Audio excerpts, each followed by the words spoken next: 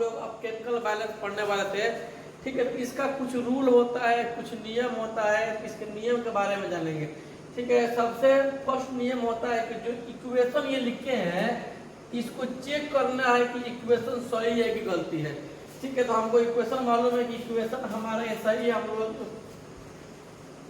हम लोग फार्मूला को हम लोग डिस्प्लेसमेंट रिएक्शन में ठीक से इसको पढ़े थे लोग। तो ये नियम सही है। तो इसके बाद देखना है कि बैलेंस है कि नहीं। तो बैलेंस करने के लिए कुछ नियम होते हैं, ठीक है। नियम क्या है?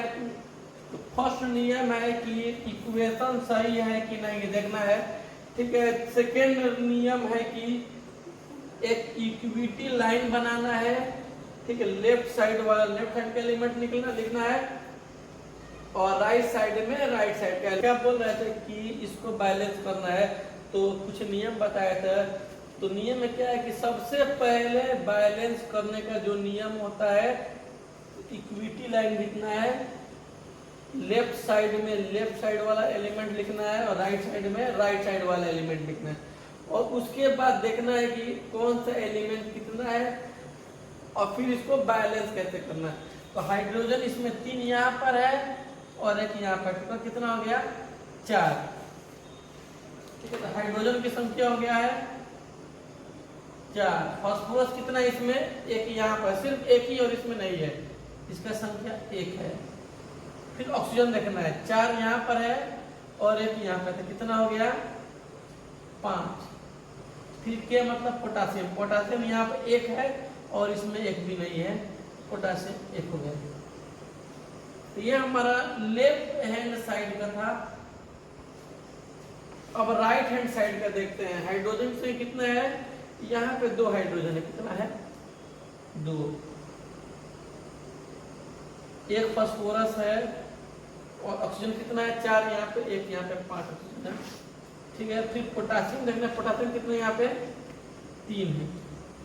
अब इसको बैलेंस करने का जो फर्स्ट नियम है कि सबसे पहले बैलेंस मेटल को किया जाता है। पहले मेटल को बैलेंस करना है, फिर चेक करना है कि उसमें चेंजिंग तो नहीं हो रहा है, बैलेंसिंग का जो नंबर है, ठीक है, जो उसका संख्या है वो चेंज तो नहीं हो रहा है, मतलब कोफिशिएंट इसका चेंज तो नहीं हो रहा है, फिर उसको देखना है। तो सबसे पहले बैलेंस करने का नियम क्या है, सबसे पहले फार्मूला चेक करना है, फार्मूला सही है कि नहीं है। फिर उसके बाद एक इक्विटी लाइन लेना है, लेफ्ट साइड में लेफ्ट एलिमेंट लिखना है, राइट साइड में राइट एलिमेंट लिखना है। फिर काउंट करना है किसका कितना संख्या है। तो हाइड्रोजन के इसमें 4 है, इसमें 2 है, यानी हाइड्रोजन बैलेंस नहीं है। बैलेंस करने का रूल क्या है, सबसे फर्स्ट में मेटल बैलेंस करना है, फिर बैलेंस करना हम लोग को 3 नॉन मेटल और उसके बाद ऑक्सीजन और हाइड्रोजन गैस को बैलेंस करना है, ठीक है। तो हम लोग बैलेंस करेंगे। पहले मेटल कौन है इसमें, तो इसमें हमारा जो मेटल है पोटेशियम है, इसमें भी पोटेशियम मेटल है। पोटेशियम इसमें देख रहे हैं कि इसमें संख्या 3 है, इसमें 1 है। अगर यहाँ पे 3 लगा देंगे तो पोटेशियम हमारा बैलेंस हो जाएगा, 3 यहाँ पे और 3 यहाँ पे। अब पोटेशियम के बाद मतलब मेटल, अब इसके बाद कोई नहीं है। अब नॉन मेटल देखना है। नॉन मेटल में ऑक्सीजन हाइड्रोजन में छोड़कर पहले फास्फोरस को देखना है।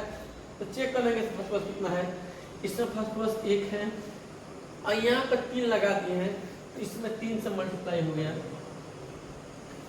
देख रहे हैं कि ऑक्सीजन में भी 3 ऐड हो गया है, तो इसको बाद में ऑक्सीजन जब आएगा तो काउंट करके लिख लेंगे। यहाँ पे फास्फोरस कितना हो गया हमारा, पोटासियम 3 हो गया है और यहाँ पर पोटासियम 3 है, यानी पोटासियम बैलेंस है। अब फास्फोरस देखना है, फास्फोरस की इसमें संख्या 1 और इसमें भी संख्या 1, यानी फास्फोरस बैलेंस है। अब उसके बाद ऑक्सीजन देखना है, फिर हाइड्रोजन देखना है। ऑक्सीजन देखेंगे, 4 यहाँ पे है और 3 यहाँ पे, कितना हो गया 4 3 7, यानी ऑक्सीजन टोटल कितना हो गया हमारा, टोटल ऑक्सीजन कितना हो गया है 7 हो गया है। और यहाँ पर ऑक्सीजन कितना है, ऑक्सीजन हमारा है 5 है।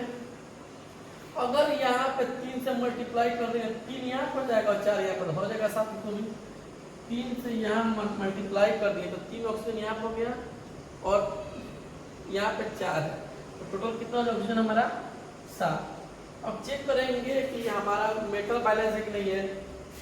तो मेटल 3 है यहाँ पर और यहाँ पर मेटल 3 है, मतलब मेटल हमारा बैलेंस है। उसके बाद नॉन मेटल में फास्फोरस बैलेंस हो गया है, फिर ऑक्सीजन बैलेंस हो गया। अब लास्ट में हाइड्रोजन चेक करेंगे, ये हाइड्रोजन कितना है। इसमें हाइड्रोजन की संख्या कितना है, 3 है, और यहाँ पे 3 6 है, यानी कि हाइड्रोजन की संख्या बड़ा कितना भी है 3। यहाँ पे इसको इसमें मल्टीप्लाई करेंगे, इस 3 को मल्टीप्लाई इसमें भी है, इस 3 का मल्टीप्लाई O में भी है, इस 3 का मल्टीप्लाई H में भी है। तो जब 3 का मल्टीप्लाई H में होगा तो 3H में हो जाएगा, और यहाँ पे 3H है, तो कितना टोटल हो गया 6H हो गया। कितना हो गया 6H हो गया। अब यहाँ पर चेक करते हैं, यहाँ पर 3 2 जा 6H, कितना हो गया हमारा 6H हो गया, यानी कि हाइड्रोजन का संख्या 6 और 6। अब उसके बाद ये मिला के देख लेंगे हमारा LHS है ये RHS के बराबर है कि नहीं है। अगर LHS हमारा RHS के बराबर होगा तब हमारा इक्वेशन ये क्या हो जाएगा, बैलेंस हो जाएगा। तो काउंट करेंगे 6 एटम यहाँ पे 7 7 11 11 3 6 7 7 7 14 3 17 17 एटम हो रहा है। इनका टोटल एटम का संख्या कितना हो रहा है, टोटल एटम कितना हो गया हमारा 17 हो गया। 7 7 14 3 17 17 एटम हो गया। अब इधर का काउंट करेंगे 6 1 7 7 7 14 3 17, यानी कि LHS और RHS हमारा क्या हो गया, इक्वल हो गया। इसका मतलब अब हमारा जो केमिकल इक्वेशन था अब पूरी तरीके से क्या हो गया, हमारा बैलेंस हो गया। इसके बाद हम लोग इसके बाद अब केमिकल इक्वेशन का जो फार्मूला होता है वो फार्मूला उतार के डायरेक्ट बैलेंस कर लिख देंगे, हमारा आंसर हो जाएगा। यहाँ पर क्या करेंगे, डायरेक्ट हम यहाँ पर बैलेंस कर देंगे। H3PO4 H3PO4 को क्या बोलते हैं, फास्फोरिक एसिड। क्या बोलते हैं, फास्फोरिक एसिड। यहाँ पे क्या है KOH पोटेशियम, और यहाँ पे है K3PO4। अब यहाँ पे क्या है, बैलेंस किए थे 3 लगा के, अब यहाँ पे बैलेंस किए हैं 3 लगा के। अब ये हमारा क्या हुआ था, ये बैलेंस हो गया था। ऐसे फार्मूला बना, ऐसे इक्वेशन हो गई थी, ये हमारा बैलेंस हो गया। अब ये अब ये ले LHS है और ये RHS है। जब दोनों एक बराबर हो जाएगा तब लिखेंगे हेंस बैलेंस इट। ये तो हमारा सिंपल फॉर्मूला हो गया, लेकिन इसका शॉर्टकट भी होता है। पहले सिंपल सीख लेंगे फिर शॉर्टकट सीखेंगे, क्योंकि ये जनरल फॉर्मूला है, ये हर एक इक्वेशन पर काम करेगा। इससे हर एक इक्वेशन को आसानी से हम लोग प्रूव कर सकते हैं। ठीक है, इसका रूल क्या है, सबसे पहले इक्वेशन चेक करना है कि ये सही है या गलत है। उसके बाद सेकेंड रूल है कि एक इक्विटी लाइन लेना है, फिर लेफ्ट साइड वाला एलिमेंट को लेफ्ट हैंड में लिखना है, राइट साइड वाला पर राइट हैंड में लिखना है। फिर उसका नंबर लिखना है, कितना एटम मौजूद है, एलिमेंट हो गया, फिर एटम लिखना है, फिर उसको बैलेंस करना है। तो बैलेंस करने में सबसे पहले फर्स्ट में आप बैलेंस मेटल को करेंगे, फिर बैलेंस नॉन मेटल को करेंगे, उसके बाद ऑक्सीजन गैस या हाइड्रोजन गैस को बैलेंस करेंगे। हालांकि ये भी दोनों नॉन मेटल है, लेकिन इससे पहले वाले जो नॉन मेटल रहेगा उसको बैलेंस कर लेंगे। इसको आखिरी में बैलेंस करना, इस तरह बैलेंस करेंगे।